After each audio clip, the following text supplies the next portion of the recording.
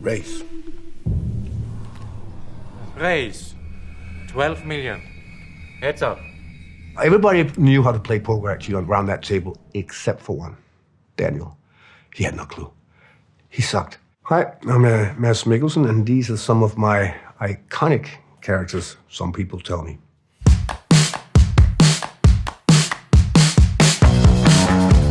Casino Royale.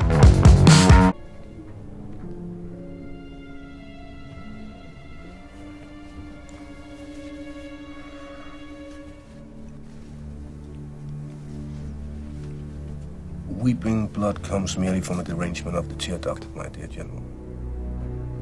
Nothing sinister. That was one of the things that the director actually insisted on, because a real Bond villain has something. Got golden teeth or an extra nipple or something. So he went for the eye thing. Daniel Craig and I and Martin Campbell, we had a lot of ideas. Daniel came straight from like indie films, smaller films, and I also had my background in the Pusher films. We discussed, among other things, the big torture scene, and we went down the rabbit hole, me and Daniel. We had so many ideas, and it was getting crazier and crazier. You could just see Martin going, guys, come back. It's a Bond film. Oh yeah, you're right, sorry. But he was quite open to look and experiment with the parameters of what you can do in a Bond film. I suppose our friend, Mr. White, will have told you that I have provided reliable banking services for many other freedom fighters over the years.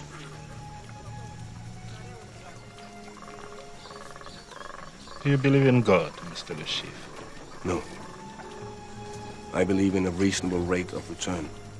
He's a normal person. He's not taking over the world. He's not one of those guys. He's in it for the money, and if Bond didn't bump into his way, they would never have met. It's not that he's after anyone. So obviously he's vulnerable. There's people above him, people who are used to violence in a different way than he is, and it's a different kind of villain, that's for sure.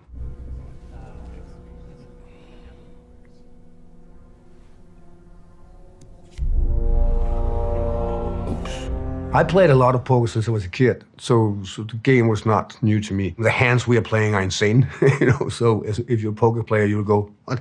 We just wanted to make the nature of the betting believable, but the hands obviously had to be easily recognizable for an audience that doesn't play poker, so they were quite crazy hands. But yeah, everybody knew how to play poker actually around that table, except for one, Daniel. He had no clue. He sucked. And it was the worst thing ever that he, of all people, had to beat me and win all my money. It was like, this is wrong. Well, I got him back with the rope, so that's good. Dr. Strange. For well beyond time, because time is what enslaves us. Time is an insult. Death is an insult. That was like some glam rock from the 70s just coming up there. It looked good. Took forever, dude. We were sitting 3 hours in that chair every morning. We cut it down eventually, but in the beginning it was very elaborate. I think we ended up maybe an hour and 45, but it was still a long time, right? And it was annoying. It was just annoying to be wearing that. But luckily, I wasn't the only one. You can feel a little weird if you're the only one doing it. I had a whole gang of zealots doing the same.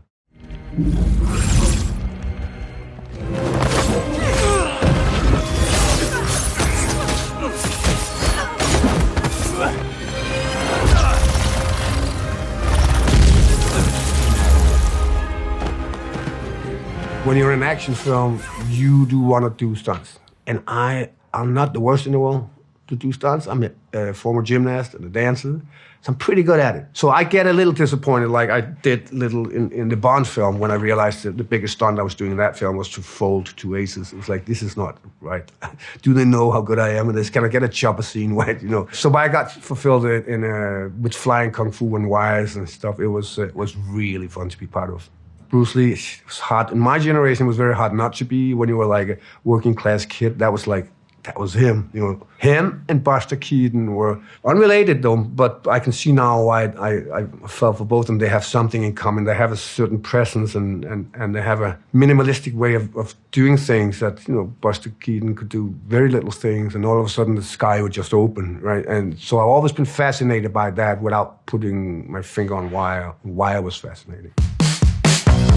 Indiana Jones and the Dial of Destiny. And with this, I will correct them all. You stole it. Then you stole it. Everybody wanted their hands on the brilliant scientist that was working for the Nazis, and everybody was agreeing that they should just shut their eyes and not talk about it. I'm a history buff. I know quite a bit about that part. I also know that it was not only in the States that these things happened. It happened in, obviously in the Soviet Union to a degree, in UK as well. So we did look at a lot of photos of Werner von Braun in particular. And it was interesting to see, that there was a certain dandiness around him. He had a little curve in his hair, cool glasses. And he was just walking around, people and working with Americans as if there was no past. And that's shocking, but it's also interesting to see that with what kind of an ease that they just transformed from that period to the next. Have we met? My memory's a little fuzzy. Are you still a Nazi? I think I remember the most, obviously, working with these fantastic people and working with Harrison, of course, is the top thing. I mean, normally he would just see me wherever I was, randomly far away, and he would scream, "There goes a Nazi." Right, okay, thanks, Harrison. There would be like an entire new crew who didn't know the story, and everybody thought I was a Nazi. Great. So that was his way of warming up, and I liked it. He's a teenager in his energy and everything about him. He's a legend on so many levels, right? For his talent, for the stuff he's done, but he's predominantly, in my world, a legend because he doesn't behave like a legend. He just brings everything down to earth and makes everybody comfortable around him so we can make and create a scene that works. Hannibal. Before we begin, you must all be warned. Nothing here is vegetarian. Hannibal is a very different animal. He can be impulsive, but rarely. It's a choice if he does it. He's in complete control. He sees the world differently than we do. He's like a fallen angel. He just sees the opposite. He sees love where we see something horrifying. He sees beauty when we see something very, very ugly. For him, life is most interesting and most fantastic when it's on the threshold to death.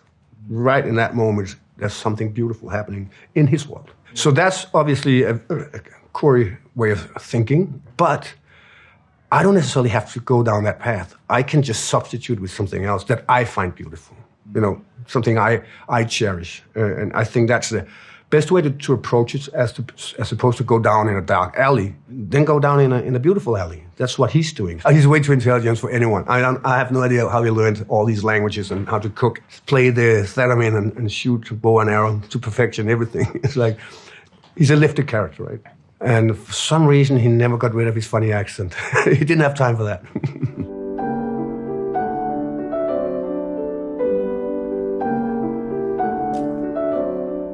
Well, I did it all. Yeah, it's all me doing stuff, flipping and catching an egg there. And so that's a lot of juggling in that, which I'm fairly good at myself. There was things that I didn't know why I did in the beginning, and then it made sense later. Like, as opposed to when he sniffs wine, like everybody else goes like that. He goes like, just away from him. And that, I just did it to be interesting, to be honest. It was just something that's like, that's weird he's doing that, let's just do it for fun. And then you realize it does make sense. His nose is so sensitive. It has to be all the way out here, right?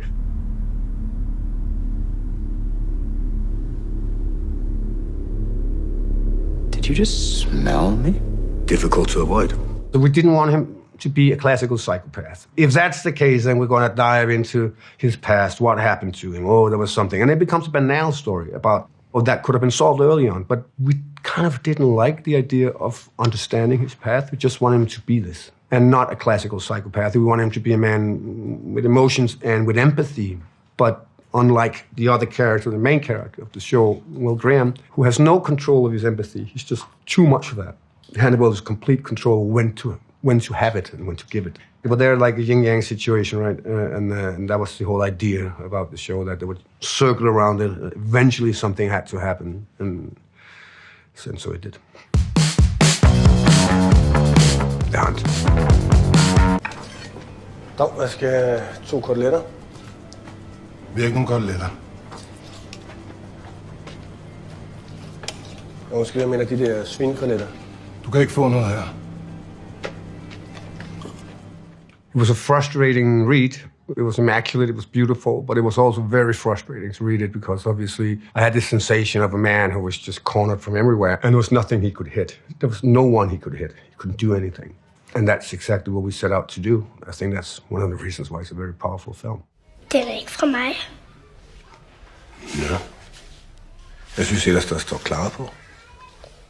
Så må det være nogen, der driller dig. Den ikke fra mig. I had a lot of scenes with a little girl, so it was important for us that she felt comfortable. And so whatever we did didn't rub off on her because somehow she had to run around in that world a little innocent, but also know just enough what the film was about. So I spent a lot of time with her, which was fun and made me forget the situation. Even though it's quite a harrowing experience to watch the film, they shouldn't really have the knowledge of what we're doing in that sense. I've always found it like an interesting way for an actor to forget himself. In a scene, we can start overthinking stuff, but if we just hang in there with whatever the kid is doing and just kind of follow that energy, we tend to become better actors as well. Rogue One. If I took my own life, it would only be a matter of time before Krennic realized he no longer needed me to complete the project. So I did the one thing nobody expected. I lied. I made myself indispensable, and all the while, I laid the groundwork for my revenge. We call it the Death Star. Ursa wasn't evil. He started out with good intentions, and then somebody took it over. Yeah, Star Wars. I created the Death Star. Boom. Yeah, I just did that. And then working with Felicity, it was an interesting because it was going back and forth in time quite a bit. And he said goodbye to his daughter when she was very little. No knowledge of where she went, and she had no knowledge of who he was, or was he on the dark side or on the good side. So that was quite a dilemma for them when they met up again. I've seen your message. The hologram, I've seen it.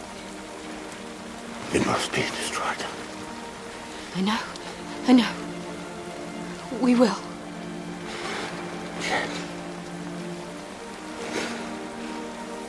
Look at you. It becomes very technical when you do it for 3 days in a row because there was so much involved with rain. Very hard to keep your eyes open when the rain is just pouring down. So, I mean, obviously you look at her and you see her for the first time in 20 years, and that's the same moment where you have to say goodbye to her again, which is quite emotional. And then before you get a chance, you're gone. So you try to play the situation.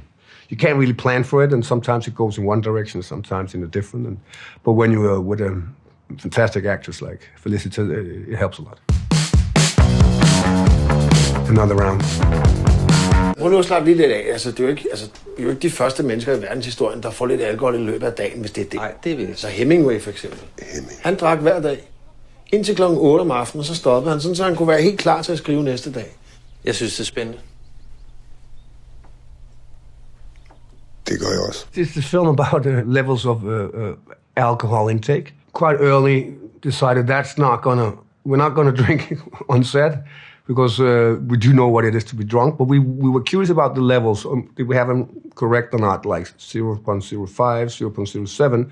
What happens? So we did a little boot camp where we tested out the different levels, and we acted out in one specific scene, and we repeated that again and again on different levels, and it was quite clear that after a certain amount, there was no communication with the director anymore. It was just 4 kids talking and nobody listening. Det var... Hvad laver du? Jeg kommer lige der. En krabbe. Okay. Og den fanger jeg en torsk med. And you get freer and freer, and then a little too free, and then back again. So all these things were very important for us to... I mean, we acted and we guessed a lot of it, but it was nice to have had that boot camp because there was things that were super clear to us when we watched it, but when you were in the midst of it that you had no awareness of, like hands. All of a sudden they get their own life, let's say after four beers. All of a sudden they just have their own life and you don't feel it. Death Stranding. Everybody told me that he was the godfather of that universe. He was trying to pitch it to us more than once. And we're both like, I think I got it, but should we just do the scene? And you can take over from there. Because there was so many layers in it. And when he was explaining it, Norm and I just did our best to nod at the right place and say, we got it, let's move on. Yeah, I've not even gone through 10% of it. I have no idea how to play that game like that. Again, we were dressed up in a green bodysuit, and we had dots everywhere, and we had wearing a camera. And luckily, I wasn't the only one. There was more people like that. So, but you do feel kind of ridiculous running around doing that. But his world is so so crazy. Everything was animated. He had a gigantic wall where he's been doing all the drawings of what it was going to look like. And it's just a world you have to just trust him. So we did scenes, but they could also move a little, and then he will always fix it later. He will always. He's one of these directors that was like just so grateful for everything we did. It's like even if we bumped our heads together, I was like, "Can we do it again?" And he was, "No, it was great. We can fix it later." And we kept forgetting that it was an animated thing, right? Push it. Sparker du ikke til ham? Der er sgu da ikke plads derinde, mand, til at sparke. Du kan da godt sparke ham derinde. Du skal da ikke sige, ikke sparke. Jeg kan se. Stå stille og tag dem her. Noget cirkelspark. Du skal stå stille, mand. Det der, kom nu her. Hvis du rammer mig, mand.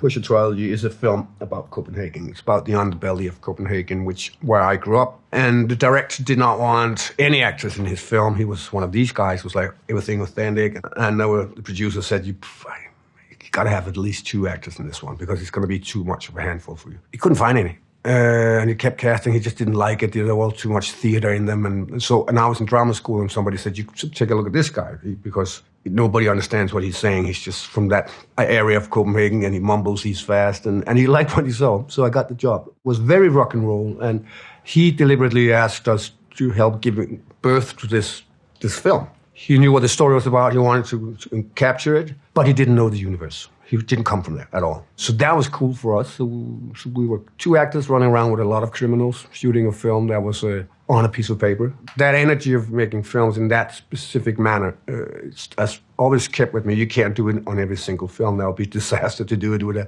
Indiana Jones film. But the pureness and the cleanness of it, I think is worth bringing to every film if you can't in one dimension or another. So it's what I grew up with, and I will always cherish it. I think it was just a little rock and rolly, and it's like, that would be fun, that would be cool. Let's put respect in the back of his head. And I don't think I was so super aware that respect was ironic in the sense that there was no respect for this character whatsoever. It was a tricky thing to go back to a character that was so annoying. I mean, he was just very annoying to be around, also for me. There was a part of me that was like, I don't really want to do that, you know. But then shaved your head and you got the tattoo, and it's just like, I like him. He's such an idiot. Let's go. Valhalla Rising.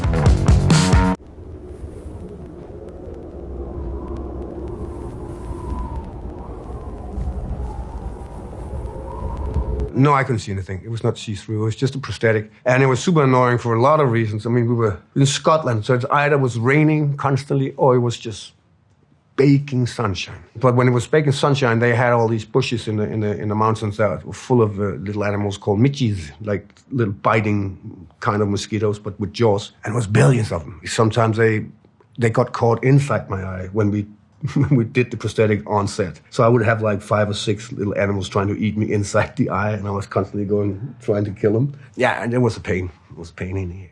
He talks. Who? One eye. What's he saying? That was again one of these things where it's hard because he was like in between a real person or he was like kind of a myth. We realized really fast that little normal things that people do, scratch themselves or fast movement reacting to something, that we couldn't really, because we lost something interesting about the character. So we actually reshot the first 2 days when we realized that. So we went for like, and this is going to sound pretentious because I never do this normally, but we did go for an animal this time. We did go for a big gorilla in a cave that doesn't move like that. It's just basically he knows it's happening, and when he moves his head, it is very slow. And that we played around with a little, but we took away all the little fiddly things that normal people do. It's a strange film. It started like one thing on the paper, and it changed a lot once we came up there. This is one of the things that Nicholas, who also did the Pusher films, he can flip on a dime, go like, I hate Vikings, let's do something else, you know? And that's what we did. So we made a painting or a piece of music within the world of filmmaking. Bitch better have my money. I was there for 2 days. I think that's the only time I ever shot in America. All the American films I've done have been shot in Europe. So thanks, Rihanna. I finally got to shoot in America. I don't know how it landed. She must have seen, I never asked her, she must have seen something I've done. I believe it was something Danish, actually. She called my agent and it's like, do you want to be in a Rihanna film? And I was like, yeah, all respect to Rihanna. I'm not big in music, so I was like, I kind of could place her. And then I heard some music. Oh, yeah, she's cool. My son, for the first time, I think, was impressed with what I do. He wanted to come with me on set. And he's like, young teenager, I don't think so. And she was so sweet, and she's so good. And it became a really crazy video. I didn't like the pusher things in the sense that there was a story. I think we shot 10% of that story because it went in all kind of crazy directions all of a sudden. So it became more like an idea of this as opposed to a solid, clean story. And so it was very visual. But yeah, I'm pretty proud of being her bitch. That's fine.